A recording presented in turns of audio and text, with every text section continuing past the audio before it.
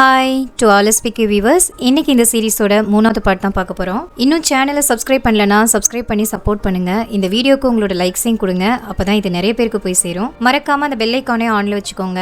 இப்போ வாங்க நம்ம வீடியோக்குள்ள போலாம். காங் கில்லரை பார்க்கறதுக்காக ஜெயிலுக்கு வந்திருப்பான். அவன் ரொம்ப நேரமா அங்கே வெயிட் பண்ணியும் கில்லர் வராததால அங்க இருந்து போயிருப்பான். அவன் இங்க இருந்து போனதுக்கு அப்புறம் தான் கில்லர் அவனை பார்க்கறதுக்காக அங்கே வந்திருப்பான். அது வரைக்கும் தான் நம்ம லாஸ்ட் எபிசோட்ல பார்த்திருப்போம். அதுக்கப்புறம் என்ன ஆகுதுன்னா, இந்த எபிசோடோட ஸ்டார்டிங்லயே இப்ப கில்லரும் காங்கும் பேசிக்கிறது தான் காட்டுறாங்க. அந்த டைம்ல கில்லர் காங்க பார்த்து, நேத்து என்னை பார்க்க வந்துட்டு ஏன் பார்க்காமே போயிட்டீங்க அப்படிங்கிற மாதிரி கேக்குறான். ஒரு முக்கியமான வேலை, போக வேண்டிய கட்டாயம் இருந்துச்சு, அதான் போயிட்டேன் அப்படிங்கிற மாதிரி இப்ப காங் சொல்றான். கேஸோட தண்டனை காலம் முடிஞ்சிருச்சுங்கிறதுனால இந்த கேஸ் ரொம்ப ஈஸியா பாக்குறீங்க போல இருக்கு அப்படிங்கிற மாதிரி இப்ப காங் கிட்ட கில்லர் கேக்குறான். என் வாழ்க்கையோட லட்சியமே இந்த கேஸ்ல இருக்க உண்மையை கண்டுபிடிக்கிறதான்னு முடிவெடுத்த வேணா. நீ நினைக்கிற மாதிரி நான் இந்த கேஸ் அவ்வளோ ஈஸியாலாம் எடுத்துக்கல, நீ அந்த அளவுக்கு யோசிக்காத அப்படிங்கிற மாதிரி இப்ப காங் சொல்றான். வாழ்க்கையோட லட்சியமா? இந்த கேஸ்ல அந்த அளவுக்கு என்ன முக்கியத்துவம் இருக்கு அப்படிங்கிற மாதிரி இப்ப கில்லர் காங்க பார்த்து கேட்க, கதை அப்படியே 1988க்கு போகுது. இப்ப காங் அந்த டீச்சரை அடிச்சதுனால இப்ப ஜெயில இருக்கான் இல்லையா? அப்ப சியாங் வந்து காங் கிட்ட பேசிட்டு இருப்பான். அப்ப அவன் கையை விட்டு போன கேஸ திருப்பி அவனே வாங்கிட்டதாவும், காங்கையும் அவனை கீழே கொண்டு வந்துருவேங்கிற மாதிரியும் சொல்லிட்டு இருப்பான். அது மட்டும் இல்லாம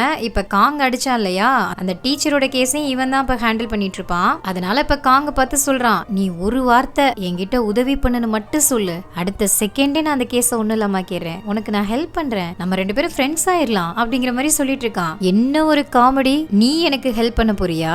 என் பக்கமே வராதன்னு உன்கிட்ட ஆல்ரெடி நான் சொல்லிட்டேன். நான் உன்கிட்ட உதவி கேட்டு வருவேன்னு உன் கனவுல கூட நினைச்சு பார்க்காத அப்படிங்கிற மாதிரி இப்ப காங் சொல்ல, அப்ப சியாங் காங்க பார்த்து சிரிச்சுக்கிட்டே, உனக்கு அதுதான் வேணும்னா நான் அதையே பண்றேன் அப்படிங்கிற மாதிரி சொல்லிட்டு அங்க இருந்து போயிடுவான். இப்ப போயிட்டு காங் டீம்ல இருக்க ஹெட் எல்லாம் கூப்பிட்டு பேசுறான். அந்த டீச்சர் இன்னும் 8 வாரத்துக்கு பெட்டை விட்டு எந்திரிக்க முடியாதுன்னு டாக்டர்ஸ் எல்லாம் சொல்லியிருக்காங்க. அந்த அளவுக்கு இப்ப காங் அவன் அடிச்சிருக்கான். ஏற்கனவே இந்த சீரியல் மர்டர் கேஸ்ல கில்லரை பிடிக்கலன்னு போலீஸ் டிபார்ட்மெண்ட் மேலேயே மக்களுக்கு இருந்த நம்பிக்கை போயிடுச்சு. இந்த நேரத்துல காங் ஒரு போலீஸா இருந்துகிட்டு எல்லாருக்கும் முன்னாடியும் அந்த டீச்சர் அந்த அடி அடிச்சிருக்கான். அவன் மேல எந்த ஆக்ஷனும் எடுக்கலன்னா மக்களுக்கு இப்ப நம்ம மேல இருக்க மரியாதை சுத்தமா இருக்காது. அதனால இந்த வேலையில இருந்து காங்க ரிசைன் பண்ண சொல்றதுதான் நமக்கு இருக்க ஒரே வழி அப்படிங்கிற மாதிரி சொல்லிட்டு இருக்கான். அப்ப காங்கோட ஹெட் அதை ஒத்துக்கல. காங் ஏன் அப்படி பண்ணா என்னன்னு நம்ம அவனை விசாரிக்கலாம், எடுத்த உடனே அவனை வேலையை விட்டு தூக்கணும்னா எப்படி? அப்படி ஒரு நல்ல போலீஸ் ஆபீசரை இப்படி நம்ம விசாரணையே இல்லாம வேலையை விட்டு தூக்குனா இதுக்கப்புறம் போலீஸ் வேலையில சேர்றதுக்கு யார் முன் வருவா? அதனால இந்த கேஸை நீங்க தயவு செஞ்சு ரீகன்சிடர் பண்ணணும் அப்படிங்கிற மாதிரி அவர் கேக்குறாரு.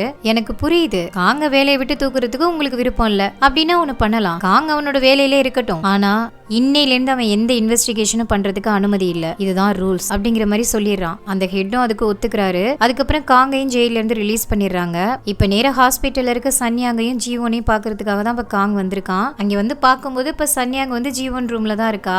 ஜீவன் இன்னும் கண்ணு முழிக்கல. காங் அங்க வந்து 2 பேரையும் பார்த்துட்டு சன்யாங்க மட்டும் தனியா கூட்டிட்டு போறான். கூட்டிட்டு போயிட்டு அன்னைக்கு அந்த டீச்சர் கூட எதுக்கு வந்த, உனக்கு அவனுக்கு என்ன உறவு அப்படிங்கிற மாதிரி கேட்டுட்டு இருக்கான். அவனுக்கும் எனக்கும் எந்த உறவும் கிடையாது, என்னோட ஸ்டூடெண்ட்க்கு ஆக்சிடென்ட் ஆனதை பாக்குறதுக்காக அவன் கூட நான் ஹாஸ்பிட்டல் போயிருந்தேன். திரும்பி வரும்போதும் அவனே என்னை வீட்டுல விடுறேன்னு சொன்னான். அப்படி அவன் கூட வரும்போது அம்மாவை பத்தி தப்பு தப்பா பேசினான். அப்ப நடந்த பிரச்சனையில அந்த ஆக்சிடென்ட் நடந்துருச்சு அப்படிங்கிற மாதிரி அவ சொல்லும்போது, இதெல்லாம் கேட்டதுக்கு அப்புறம் கோவத்துல காங்கப்பா அவங்க அம்மாவை திட்ட ஆரம்பிச்சிருவான். இருக்கும்போது ஒரு நல்லதும் செய்யல, செத்ததுக்கு அப்புறமா அவங்களால பிரச்சனை வந்துகிட்டே இருக்கு அப்படின்னு சொல்லிட்டு. அப்ப சன்யாக்கு ரொம்ப கோவம் வந்துரும். அம்மாவை பத்தி தப்பா பேசாத, அவங்க நமக்கு நல்லதுதான் செஞ்சிருக்காங்க அப்படிங்கிற மாதிரி இப்ப சொல்லுவா. நீ உடம்பு முடியாம இருந்தப்ப கூட உன்னை பாத்துக்காம விட்டுட்டு போனவங்க உனக்கு நல்லது பண்ணிருக்காங்களா அப்படின்னு சொல்லிட்டு இப்ப ரொம்ப கோவப்பட்டு அவன் கத்த ஆரம்பிச்சிடறான். அதே நேரத்துல சன்யாங்கும் ரொம்ப கோவம் வந்துருது. அவனை பேசுறத நிறுத்துன்னு சொல்லி கத்திட்டு அங்க இருந்து போயிடுறா. காங்கும் இப்ப அங்க இருந்து வந்துடுறான். வந்து கோவத்தோட கார் எடுக்கும்போது அவன் காருக்கு முன்னாடி ஒரு அப்பா தன்னோட மகளை முதுகுல தூக்கிட்டு வந்துட்டு இருக்காரு. அவரை இடிக்க போயிடுறான். அப்பதான் ஒரு பிளாஷ்பேக்க நினைச்சு பாக்குறான். அவன் சின்ன வயசுல இருக்கும்போது அவன் தங்கச்சிக்கு உடம்பு முடியலன்னு சொல்லிட்டு அவன் முதுகுல தூக்கிட்டு ஓடி வந்துட்டு இருப்பான். அப்படி வர வழியில ஒரு கார் நிறுத்தி இருக்கும். அந்த காருக்குள்ள அவங்க அம்மா ஒருத்தரை ஹக் பண்ணிட்டு இருக்கத பாக்குறான். அதை நினைச்சு பார்த்துட்டு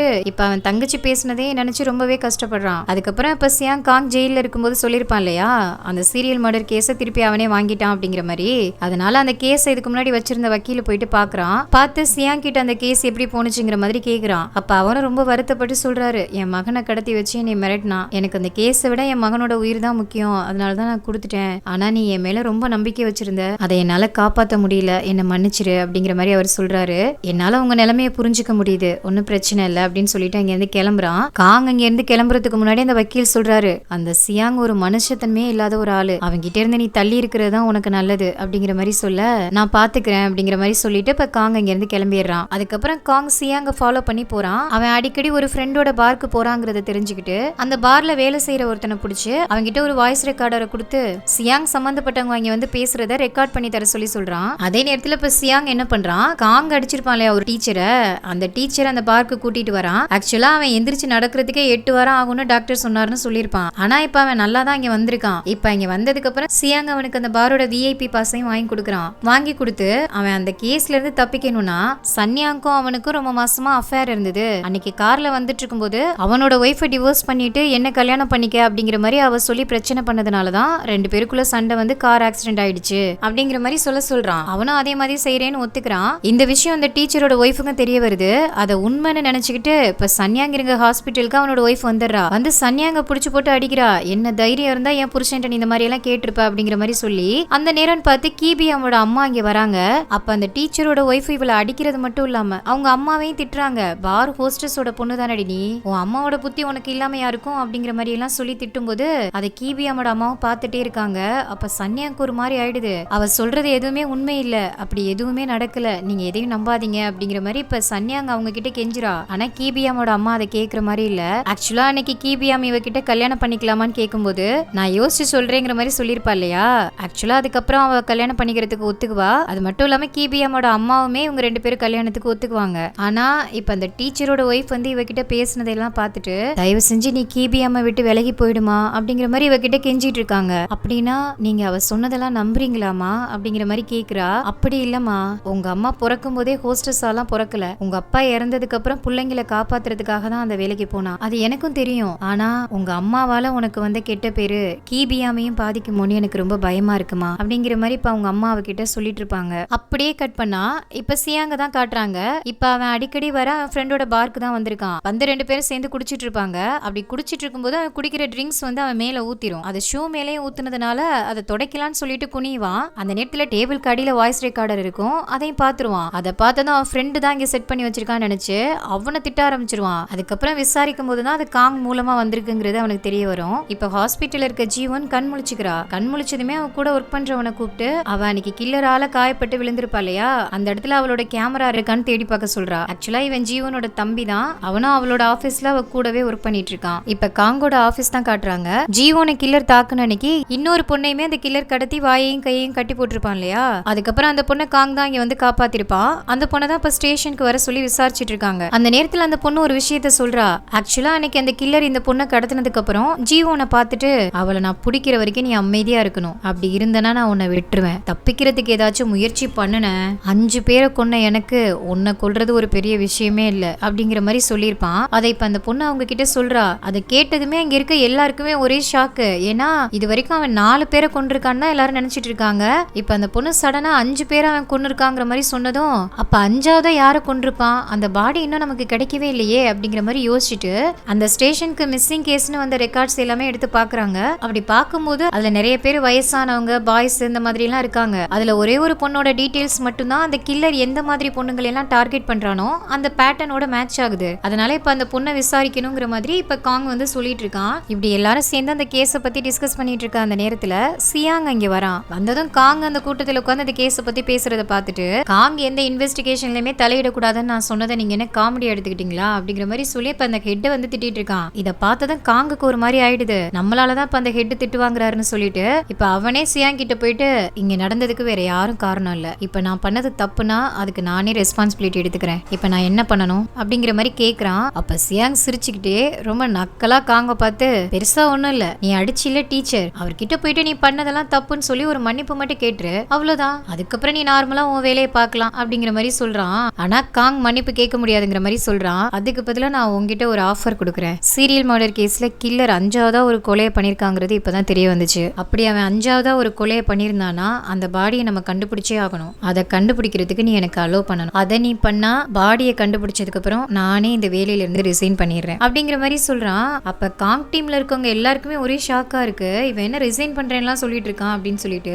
ஆனா சியாங் அவன் சொன்னதுக்கு ஓகேன்னு சொல்லிடுறான். இப்ப அந்த மிஸ்ஸிங் கேஸ்ல இருந்து ஒரு பொண்ணோட டீடைல்ஸ் எல்லாம் எடுத்திருப்பாங்க இல்லையா, கில்லரோட பேட்டர்ன்ல எல்லாம் ஒத்து வரான்னு சொல்லிட்டு அந்த பொண்ணோட வீட்டுக்கு அவளை பத்தி விசாரிக்கிறதுக்காக காங்கும் சியாங் தான் வந்திருக்காங்க. வந்து பார்க்கும்போது அங்க அந்த பொண்ணோட அம்மா தான் இருக்காங்க. கொஞ்ச நாள் முன்னாடி அவங்க அம்மாக்கு ட்ரெஸ் வாங்குறதுக்காக அவ வெளியில போறேன்னு சொல்லிட்டு போனதாவும் அவ திரும்பியே வரல அப்படிங்கிற மாதிரியும் சொல்லிட்டு இருக்காங்க. ஆக்சுவலா அவங்க அம்மா அந்த பொண்ணை பத்தி என்ன நினைச்சிட்டு இருக்காங்கன்னா, அந்த பொண்ணு அவளோட அம்மாவை ரொம்ப பாரமா நினைச்சிட்டு இருக்கதாவும் அவங்க அம்மாவுக்கு துணி வாங்க போறேன்னு போய் சொல்லிட்டு அந்த பொண்ணு வேற யாரு கூட ஓடி போயிட்டதா தான் இவங்க நினைச்சிட்டு இருக்காங்க. இந்த மாதிரியே இப்ப காங்கிட்டையும் சியாங்கிட்டையும் அந்த அம்மா சொல்லிட்டு இருக்காங்க.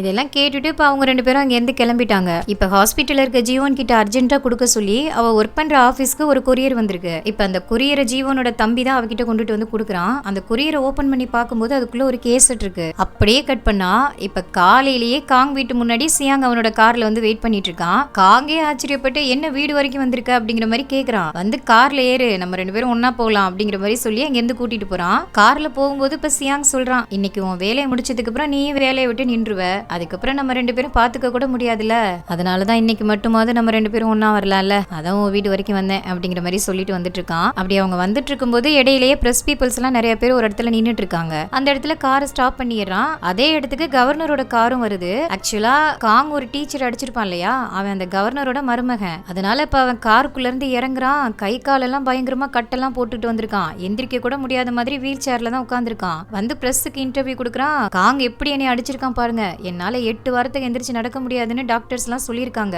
ஒரு கவர்னரோட மருமகன்ட்டே இந்த அளவுக்கு வயலன்ஸ் அவன் நடந்துக்கிட்டானா நாட்டுல இருக்க மத்த மக்களோட நிலைமையெல்லாம் என்ன அப்படிங்கிற மாதிரி அவன் பேசிட்டு இருக்கான். இப்ப காங்குக்கும் ஒண்ணுமே புரியல. சியாங்கும் பக்கத்துல தான் நின்னுட்டு இருக்கான். அவன் அப்படி எல்லாம் சொல்லிட்டு இருக்க அதே நேரத்துல மைக்கெல்லாம் செட் பண்ணி ஜீவன் ஒரு வேன்ல இங்க வரா. அதுல ஒரு வாய்ஸ் ரெக்கார்டிங்கும் பிளே ஆயிட்டு இருக்கு. அது அந்த டீச்சரோட வாய்ஸ் தான். ஆக்சுவலா இதுக்கு முன்னாடி என்ன நடந்திருக்குன்னா, சியாங் ரெக்கமெண்ட் பண்ணி அந்த டீச்சர் ஒரு பார்க்கு போயிருப்பான் இல்லையா, அங்க போய் நல்லா குடிச்சிட்டு பொண்ணுங்களோட பேசும்போது காங் சிஸ்டருக்கும் இவனுக்கு நடந்த பிரச்சனையை பத்தின எல்லா உண்மையுமே உளறிடுறான். அது எல்லாமே காங் இதுக்கு முன்னாடி அந்த பார்ல வேலை பார்க்குற ஒருத்தங்கிட்ட வாய்ஸ் ரெக்கார்டர் கொடுத்திருப்பான் இல்லையா, அந்த ரெக்கார்டர்ல எல்லாமே ரெக்கார்ட் ஆயிருக்கும். அந்த ரெக்கார்டிங் இருக்கிற கேசட் தான் இப்ப ஜீவனுக்கு கொரியர்ல வந்திருக்கும். அதுதான் இப்ப பிளே பண்ணிட்டு வரா. அதை கேட்டதும் வீல் சேர்ல உட்கார்ந்திருந்த அந்த டீச்சர் பக்கத்துல இருந்த கட்டையெல்லாம் எடுத்துக்கிட்டு வேகமா ஓடி போய் அந்த வேன் அடிக்கிறான். ரெக்கார்டிங்க ஸ்டாப் பண்ணுங்கன்னு சொல்லிட்டு. அந்த இடத்துல இருக்க பிரஸ் பீப்புள் எல்லாம் இப்பதான் எந்திரிக்கிறதுக்கே 8 வாரம் ஆகும்னு சொன்னாரு, இவ்ளோ ஃபாஸ்டா ஓடி போய் இப்படி அடிச்சிட்டு இருக்காரு, உண்மையிலுமே இவருக்கு அடிபட்டு இருக்கா இல்லையா அப்படிங்கிற மாதிரி எல்லாம் அவங்க பேசிட்டு இருக்காங்க. இது எல்லாத்தையும் பாத்துக்கு இருந்துட்டு அந்த கவர்னர் வேகமா அவரோட கார் எடுத்துக்கிட்டு அங்க இருந்து கிளம்புறாரு. அவர் கிளம்புனதும் அந்த டீச்சரும் ஓடி போய் கார்ல ஏறிக்கிறான். ஆக்சுவலா அந்த வாய்ஸ் ரெக்கார்டர் சியாங் கையில தான் மாட்டிருக்கும். அவன் தான் இந்த கேஸ்ல இருந்து காங்க காப்பாத்துறதுக்காக யாரோ அனுப்புன மாதிரி ஜீவனுக்கு அந்த கேஸை அனுப்பி வச்சிருப்பான். ஆக்சுவலா இந்த விஷயத்துல காங்குக்கு இவன் நல்லதுதான் பண்றானா இல்ல காலை வாரி விட போறானாங்கிறது நமக்கு போக போக தான் தெரியும். அதுக்கப்புறம் அந்த மிஸ்ஸிங் கேஸ்ல இருக்க பொண்ணை பத்தி அவங்க அம்மா கிட்ட போய் விசாரிச்சிருப்பாங்க இல்லையா, அவங்க சொன்ன டீடைல்ஸை வச்சு அந்த பொண்ணுக்கு அந்த சீரியல் கில்லரால ஏதாச்சும் நடந்திருந்தா அது அவங்க வீட்டுக்கும் பஸ் ஸ்டாப்புக்கும் இடைப்பட்ட தூரத்துல தான் நடந்திருக்கணும். அதுக்கு இடையில இருக்க இடத்தையெல்லாம் நம்ம சர்ச் பண்ணோம்னா ஏதாச்சும் தடயம் கிடைக்க வாய்ப்பு இருக்குன்னு சொல்லிட்டு அவங்க டீம் மெம்பர்ஸ் எல்லாம் கூட்டிட்டு வந்து அந்த இடம் ஃபுல்லா சர்ச் பண்றாங்க. அப்படி சர்ச் பண்ணும்போது தான் ரொம்ப செதஞ்சு போன ஒரு பாடி அந்த இடத்துல கிடைக்குது. அது பக்கத்திலேயே ஒரு ஹேண்ட்பேக், ஐடி கார்டு எல்லாமே இருக்கு. அதையெல்லாம் எடுத்து செக் பண்ணி பார்க்கும்போது அந்த மிஸ் ஆன பொண்ணோட பாடி தாங்கிறது நல்லா தெரியுது. அதுக்கப்புறம் அவளோட அம்மாவை பார்த்து இந்த விஷயத்தையெல்லாம் சொல்லி அவங்க பொண்ணு சம்பந்தமா கிடைச்ச எல்லா பொருளையுமே அவங்க கிட்ட கொடுக்குறாங்க. அதை பார்த்ததான் அவங்க அம்மா ரொம்ப ஃபீல் பண்றாங்க. நீ உண்மையாவே துணி வாங்க தான் போயிருந்தியா, நீ ரொம்ப நாளா வீட்டுக்கு வரலன்னதும் நீ யார் கூடயோ ஓடி போயிட்ட, எங்கேயோ ஒரு இடத்துல சந்தோஷமா நீ வாழ்ந்துட்டு இருக்கன்ல நான் நிம்மதியா இருந்தேன், ஆனா உனக்கு இப்படி நடந்திருக்கும் நான் நினைக்கல அப்படின்னு சொல்லிட்டு ரொம்ப கவலைப்பட்டு அந்த அதிர்ச்சியிலேயே அவங்க இறந்தும் போயிடுறாங்க. இப்ப கீபியாம தான் காட்டுறாங்க. ஆக்சுவலா சன்னியாவுக்கும் அந்த டீச்சருக்கும் நடந்த எந்த பிரச்சனையும் இப்ப கீபியாமுக்கு தெரிஞ்சிருக்காது. அவன் கால் பண்ணும்போதெல்லாம் அவ எடுத்திருக்க மாட்டா, அதனால அவ ரிலேட்டிவ்ஸ் வீட்ல தான் இருப்பா அப்படிங்கிற மாதிரி தான் இவன் நினைச்சிட்டு இருந்திருப்பான். இப்ப அவன் புக் ஸ்டோருக்கு அவனோட ஃப்ரெண்டு ஒருத்தன் வரான். அவன் மூலமா தான் இப்ப சன்னியாங்க பத்தி அவனுக்கு எல்லா விஷயமே தெரிய வருது.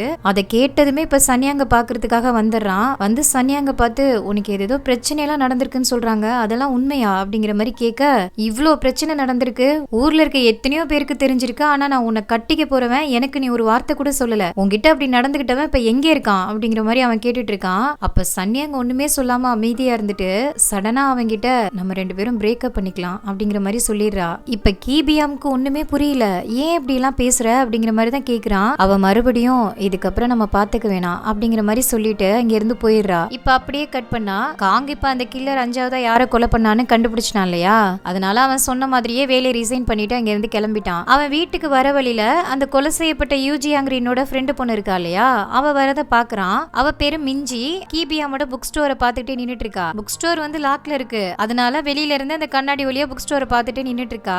இவ இங்க என்ன பண்றா அப்படின்னு சொல்லிட்டு காங்க இப்ப அவ பக்கத்துல போய் நின்னு அவ பாக்குற மாதிரியே கண்ணாடி வழியா புக் ஸ்டோருக்குள்ள பாத்துட்டு இருக்கான். சடனா பக்கத்துல காங் நிக்கிறத பார்த்துட்டு இந்த பொண்ணு பயத்துல கத்திடுறா. அதுக்கப்புறம் நீங்க இங்க என்ன பண்றீங்க அப்படின்னு சொல்லிட்டு கேக்குறா. இது என் ஃப்ரெண்டோட புக் ஸ்டோர், அதனால நான் இங்க வந்திருக்கேன். நீ இங்க என்ன பண்ற அப்படின்னு சொல்லிட்டு அவகிட்ட கேட்க, லாஸ்ட் டைம் நான் இங்க வந்திருந்தப்போ என்னோட ஆர்ட் டியூபை விட்டுட்டு போயிட்டேன், அதை எடுக்கிறதுக்காக தான் வந்தேன் அப்படிங்கிற மாதிரி அவ சொல்லிட்டு இருக்கும்போது, ஆர்ட்லாம் இருக்கட்டும், முதல்ல வீட்டுக்கு போகும்போது ரொம்ப சேஃப்டியா இருக்கணும், இருட்டுறதுக்குள்ள வீட்டுக்கு போயிடணும், போற வழியில ஏதாவது சோளக்காட்டு பொம்மை மாதிரி பாத்தீங்கன்னா அந்த இடத்துல நிக்காம ஓடிடணும் அப்படிங்கிற மாதிரி சொல்றான். அதுக்கு அவ ஏன் அதை பார்த்தா ஓடணும்னு கேக்குறா. ஏன்னா அது அந்த கில்லரா கூட இருக்கலாம் அப்படிங்கிற மாதிரி அவன் சொல்றான். இவளும் ஓகே ஓடிடுறேன் அப்படிங்கிற மாதிரி சொல்றா.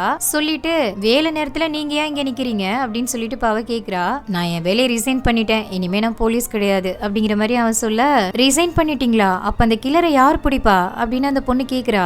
ஏன் இந்த ஊர்ல நான் மட்டும் தான் போலீஸ் இருக்கேனா, அவனை பிடிக்கிறதுக்கு நிறைய போலீஸ் இருக்காங்க, அவங்களே யாராவது பிடிப்பாங்க அப்படிங்கிற மாதிரி சொல்றான். உடனே இப்ப அந்த பொண்ணு அவ பேக்ல இருந்து 2 சாக்லேட் எடுத்து அவங்கிட்ட கொடுத்து, அந்த கில்லரை பிடிக்கிறதுக்காக இதை நான் உங்களுக்கு கொடுக்குற லஞ்சம், உங்க வேலையை விடுறத பத்தி 1க்கு 2 தடவை யோசிங்க, அந்த கில்லரை நீங்க தான் பிடிக்கணும் அப்படிங்கிற மாதிரி சொல்லிட்டு சிரிச்சுக்கிட்டே அந்த இடத்துல இருந்து ஓடிடுறா. இப்ப நல்லா இருட்டிடுது. இப்ப மறுபடியும் மிஞ்சி வந்து அந்த டிராயிங் டியூபை எடுக்கிறதுக்காக அந்த புக் ஸ்டோருக்கு வந்திருக்கா.